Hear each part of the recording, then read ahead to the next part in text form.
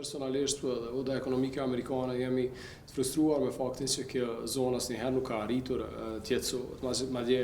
krejt në një ndër intervistat para unë pata shprehur edhe skepticizmin e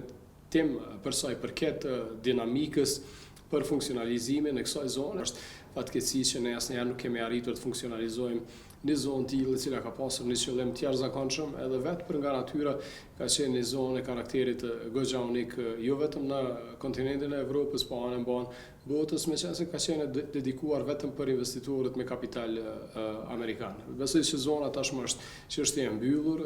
as kjo qeveri, as qeveria e qershorit të vitit kaluar, as qeveria e parë që kishim në fillim të vitit 2020 nuk e kanë përfshirë këtë në mesin e prioriteteve të tyre, madje asnjëherë nuk është diskutuar si çështje. Është njëra ndër 50 rekomandimet që oda ekonomike amerikane ja ka dorëzuar kësaj qeverie, pra përfshihet edhe funksionalizimi i kësaj zone, por megjithatë gjasat që e njëjtat bëhet realitet janë jashtëzakonisht vogla.